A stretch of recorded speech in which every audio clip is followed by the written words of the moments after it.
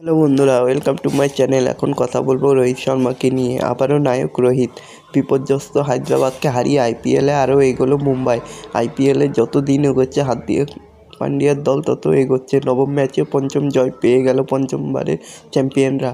ক্রমশ ছন্দে ফেরা মুম্বাই ইন্ডিয়ান্স কিন্তু বিপজ্জনক হয়ে দাঁড়াচ্ছে। তো বন্ধুরা, এরকমই সব আইপিএলের খবর প্রতিদিন জানতে হলে চ্যানেলটিকে অতি শীঘ্রই লাইক, কমেন্ট, সাবস্ক্রাইব করতে ভুলো না। আর বন্ধুদের মধ্যে প্রচুর পরিমাণে শেয়ার করে দাও, যাতে আমার 4000 ঘন্টা ওয়াচ টাইম খুব শীঘ্রই পূর্ণ হয়ে যায়।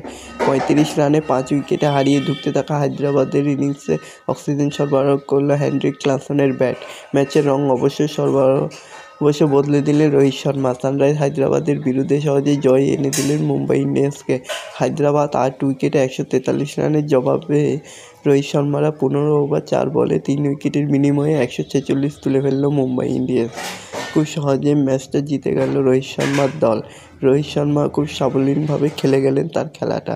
তবে ঘরের মাঠে মুম্বাই ইন্ডিয়ান্সের বিরুদ্ধে ট্রেভিস হেড, অভিষেক শর্মারা খুব কমই রান করতে পেরেছে। ট্রেভিস হেড 0 আর অভিষেক শর্মা 8, ঈশান কিষান 1, নীতিশ কুমার রেড্ডি 2, অনিকেত বার্মা 12। সাজঘর থেকে ক্রিজে এলেন এবং থিতু হওয়ার আগেই ফিরে গেলেন তরুণ সতীর্থ অভিনব মনোহরকে নিয়ে লড়াই শুরু করেন ক্লাসেন। ম্যাচটা যতটা অ্যাগ্রেসিভ হবে মনে হচ্ছিল হায়দ্রাবাদ ইনিংসে প্রথম 5 ওভার থেকে, ততটা তাই হলো না ক্লাসেনের জন্য।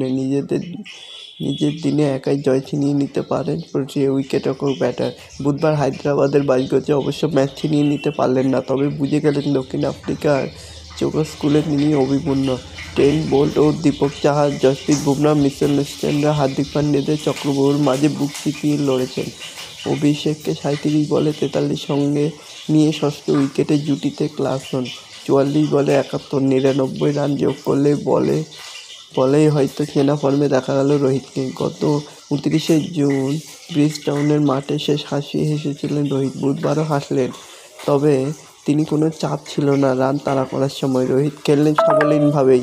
তো বন্ধুরা, এরকমই সব খেলার খবর প্রতিনিয়ত জানতে হলে চ্যানেলটিকে অতি শীঘ্রই লাইক, কমেন্ট, সাবস্ক্রাইব করতে ভুলো না।